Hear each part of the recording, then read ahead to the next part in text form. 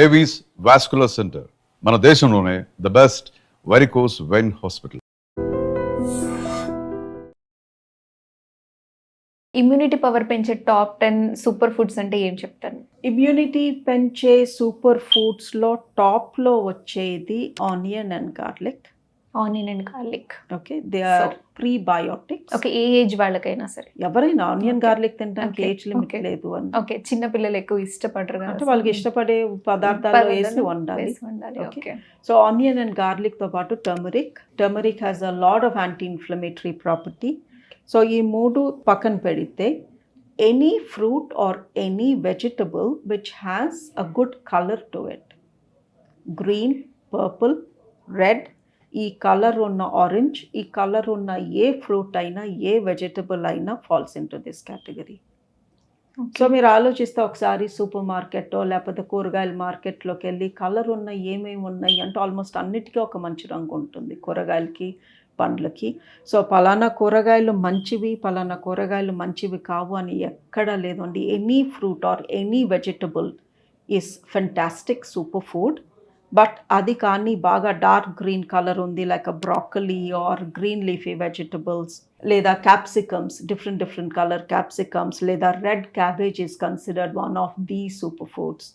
అలాగే ఫ్రూట్స్లోకి వస్తే పర్పుల్గా ఉండే బ్లూబెర్రీస్, జామున్, నేరేడు పళ్ళు, బ్లాక్బెర్రీస్, రాస్బెర్రీస్, స్ట్రాబెర్రీస్, ఈ బెర్రీస్ అన్నీ కూడా మంచి కలర్ ఉంటాయి కదా, but they are full of antioxidants. So green leafy vegetables and ఫ్రూట్స్లో అయితే మెయిన్లీ బాగా రంగు, ఈ ఎర్ర రంగు, నీలం రంగు ఉన్నవి ఏవైనా కూడా సూపర్ ఫుడ్స్లోకే వస్తాయి. And if you look at other food items, ఇవి కాక వేరే సూపర్ ఫుడ్ ఏముంది అంటే dark chocolate is full of really rich antiflavonoids and antioxidants and they kill the bad chemicals in the body. దాంతోపాటు నట్స్లోకి వస్తే walnuts are very very good. అక్రోట్లో చాలా మంచి ప్రాపర్టీ ఉంది, మన రోగ నిరోధక శక్తి పెంచే ప్రాపర్టీ. ఇవి కాక if you look at it green tea is meant to be very good for health. So leafy vegetables మీరు అన్న నట్స్ ఇవంటే మనం డైలీ తీసుకుంటాం. డార్క్ చాక్లెట్ అంటే ఎంత ఫ్రీక్వెంట్గా మనం తీసుకుంటూ ఉండాలి? మేబీ ట్వైస్ అ వీక్. మీకు స్వీట్ క్రేవింగ్ వచ్చినప్పుడు మామూలు చాక్లెట్ ఐస్ క్రీమ్ తినే బదులు డార్క్ చాక్లెట్. ఓకే, సో మీరు ఇందాక అన్నారు 90% వరకు మనకి సిమ్టమ్స్ కనిపించవు అని. అంటే క్యాన్సర్ ఏ స్టేజ్లో ఉన్నప్పుడు మనం రికగ్నైజ్ అవుతాం అండ్ ఆ సిమ్టమ్స్ కనిపించినప్పుడు అంటే ఉంటుంది కదా ఇనిషియల్ స్టేజ్లో మనం ప్రికాషన్స్ తీసుకోవాలి అని. సో వారికి వచ్చింది అనేది ఎలా, ఏ టెస్టుల ద్వారా మనం తెలుసుకోవాలి? అగైన్ అమ్మ, it's a vague question because cancer ఎక్కడ ఉందో దాన్ని బట్టి టెస్ట్ ఉంటుంది and cancer A part of the బాడీలో ఉందో దాన్ని బట్టి సిమ్టమ్స్ ఉంటాయి కదా. ఇప్పుడు రొమ్ము క్యాన్సర్ అనుకోండి, దాని రొమ్ములో ఏదో చేతికి తగులుతున్నట్టు గట్టిదనము, అక్కడ ఉత్తితే నొప్పి, ఆ పైన స్కిన్ కొంచెం డ్రైగా అయిపోయి గట్టిగా మందంగా అయినట్టు ఉండటము, ఇవి రొమ్ము క్యాన్సర్ సిమ్టమ్స్. బట్ నాకు ఆల్రెడీ రొమ్ములో క్యాన్సర్ సిమ్టమ్స్ ఉన్నాయి అంటే మేబీ అది ఫస్ట్ స్టేజ్ దాటి సెకండ్ స్టేజ్. లేడీస్లో ఎక్కువ వచ్చే క్యాన్సర్ బ్రెస్ట్ క్యాన్సర్. లేడీస్లో ఎక్కువ వచ్చే క్యాన్సర్ మన దేశంలో అయితే రొమ్ము క్యాన్సర్ 10 మందిలో 12 మందిలో ఒకరికి వస్తుంది.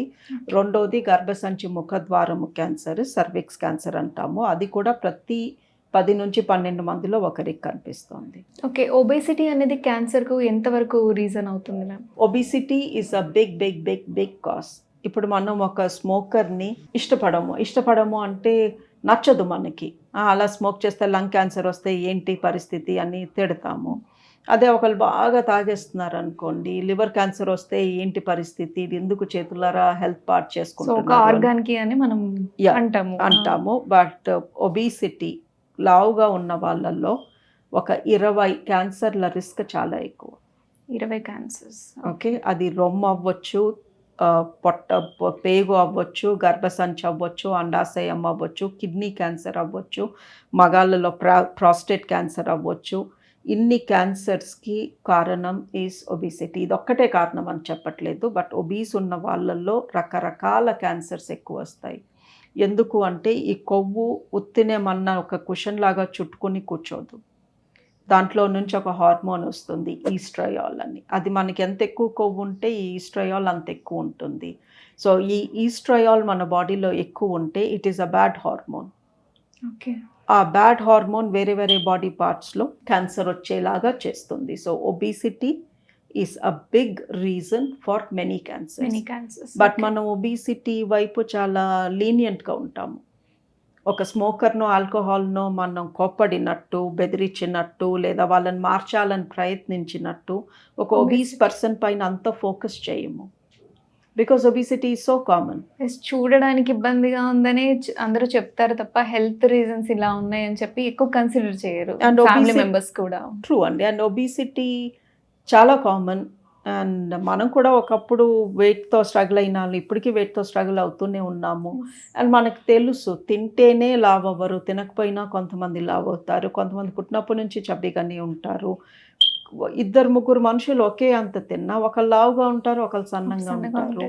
సో లావుకి over eating or lack of exercise ఒక్కటే కాదు రీజన్. ఈ ఫ్యామిలీలో ఫ్యాట్ జీన్ అనే జీన్ ఉంటే, ఇప్పుడు అమ్మమ్మలు నాన్నమ్మలు ఇద్దరు లావుగా ఉన్నారనుకోండి, ఆ ఇంట్లో లేడీస్ లావుగానే ఉంటారు, Yes. వాళ్ళు తిన్నా ఎక్కువ తినకపోయినా.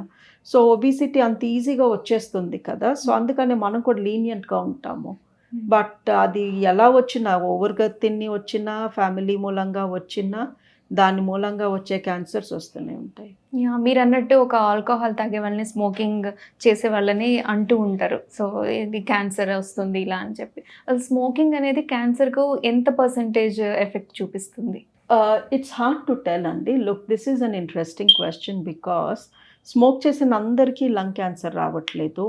లంగ్ క్యాన్సర్ వచ్చిన అందరూ స్మోకర్స్ కాదు. బేసిక్గా మన ఇండియాలో చాలా మంది స్మోక్ చేసే వాళ్ళు ఉంటారు. మరి వాళ్ళందరికీ లంగ్ క్యాన్సర్ రావట్లేదు.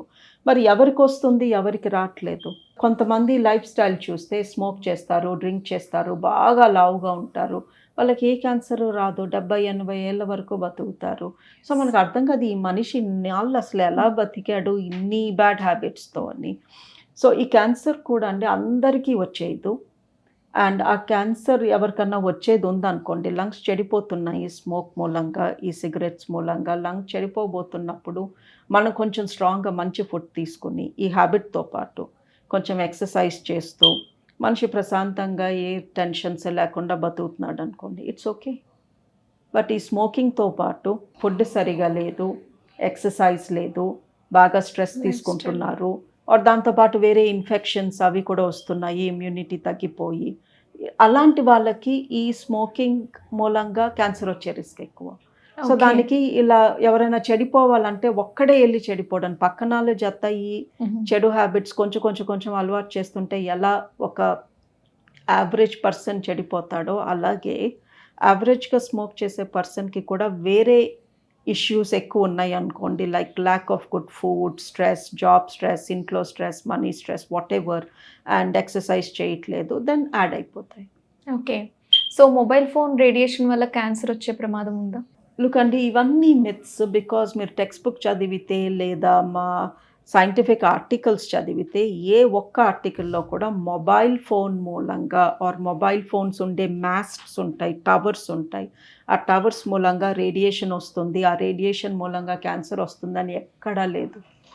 మీరు ఎన్నో ఆర్టికల్స్, దిండు కింద మొబైల్ పెట్టుకుని పడుకుంటే రేడియేషన్ వస్తుందా, ఆ పర్సన్కి ఏమైనా బ్రెయిన్ క్యాన్సర్ వచ్చే రిస్క్ ఉందా, చెవుల్ క్యాన్సర్ వచ్చే రిస్క్ ఉందా అంటే ఎక్కడా అలా రాసి లేదు. Okay, they have done studies, ఎంత రేడియేషన్ వస్తుంది, దాని మూలంగా ఎంత డ్యామేజ్ అవ్వచ్చు, and it's not documented.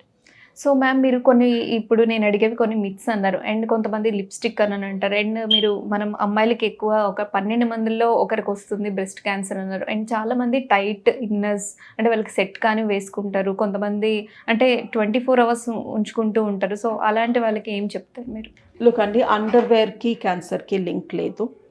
Okay, మీరు ఎలాంటి అండర్వేర్ వేసుకుంటున్నారు, ఎలాంటి బ్రా వేసుకుంటున్నారు, దానికి వైర్ ఉందా, ప్యాడ్ ఉందా, ప్యాడెడ్ బ్రా వేసుకుంటున్నారా, 24 hours వేసుకుంటున్నారా, 12 hours వేసుకుంటున్నారా, ఆర్ అసలు వేసుకుంటున్నారా వేసుకోవట్లేదా, దానికి రొమ్ము క్యాన్సర్కి లింక్ లేదు. ఓకే, కొంతమంది సరే బ్రా కాదు టైట్ బ్రా వేసుకుంటే క్యాన్సర్ వస్తుంది, అసలు టైట్ బ్రా వేసుకోవద్దు, మీ సర్క్యులేషన్ ఆగుతుంది, అక్కడంతా నొప్పిగా ఇబ్బందిగా ఉంటుంది, రొమ్ము ఒత్తుకుపోతుంది తప్ప దాని మూలంగా క్యాన్సర్ రాదు.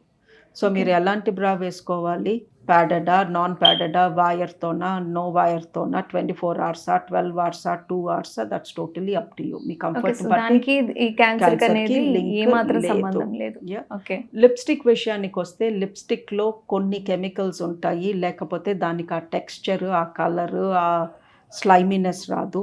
కొంతమంది అంటారు మనం వాడే ఐలైనర్స్ మూలంగా కూడా ప్లాస్టిక్ మన బాడీలోకి ఎంటర్ అవుతుంది, కళ్ళలోకి ఎంటర్ అవుతుంది, దాని బ్లడ్లోకి ఎంటర్ అవుతుంది. ఇవన్నీ ఫుల్ ఆఫ్ కెమికల్స్ అంటారు. ఐఎమ్ ష్యూర్ ఇలాంటి ప్రోడక్ట్స్లో దేర్ ఆర్ కెమికల్స్, లేకపోతే మనకి హెర్బల్ ప్రోడక్ట్స్ రావు బయటికి. ఓకే. సో ఎవరైనా ఇది ప్యూర్ న్యాచురల్, ఇందులో కెమికల్స్ లేవు, పారాబెన్స్ లేవు, ఈ పలానా షాంపూ పారాబెన్ ఫ్రీ షాంపూ అని అమ్ముతున్నారు అంటే మిగతా వాటిల్లో అది ఉన్నట్టే అర్థము. యా, సో ఎస్ కెమికల్స్ ఉంటాయి మన మేకప్లో, బట్ మనం వాడే క్వాంటిటీ మూలంగా అది డేంజర్ కింద రాదు. ఓకే. బికాజ్ ఒక మనిషి ఎంత లిప్స్టిక్ వాడతారు, ఎంత ఐలైనర్ పూసుకుంటారు, ఎంత ఉంటాయి ఆ body parts. So I think it depends on that. But నాకు అసలు నా బాడీలోకి ఏ కెమికల్ ఎంటర్ అవ్వకూడదు, నేను చాలా ప్యూర్గా న్యాచురల్గా ఉండాలి అంటే you should stay away from makeup. Okay. Vitamin D deficiency అనేది క్యాన్సర్కు రీజన్ అవుతుందా? 100% ఎస్. బికాస్ విటమిన్ డి డెఫిషియన్సీతో ఇమ్యూనిటీ తగ్గుతుంది. Iron, vitamin D, zinc, magnesium, these 4 are very important.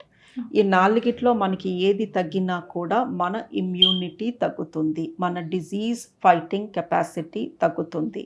Okay. And cancers తక్కువ ఇమ్యూనిటీ ఉన్న వాళ్ళకు వస్తాయి. సో ఇందాకే మనం అనుకున్నాం 10 మంది స్మోక్ చేస్తే 10 మందికి క్యాన్సర్ రాదు, ఇద్దరికో ఒకళ్ళకో వస్తుంది. ఎందుకు వస్తుంది ఆ పర్సన్కి అంటే ఆ పర్సన్లో ఇమ్యూనిటీ తక్కువ ఉంది. ఇమ్యూనిటీ తగ్గడానికి one of the main reasons is vitamin D deficiency. Currently ఇండియాలో 97% మందికి విటమిన్ డి తక్కువ ఉంది, అంటే ఆల్మోస్ట్ అందరికీ విటమిన్ డి తక్కువ ఉంది. విటమిన్ డి తక్కువ ఉంటే రోగాలు ఎక్కువ వస్తాయి, జలుబులు జ్వరాలు ఎక్కువ వస్తాయి, దాంతోపాటు క్యాన్సర్స్ కూడా ఎక్కువ వస్తాయి.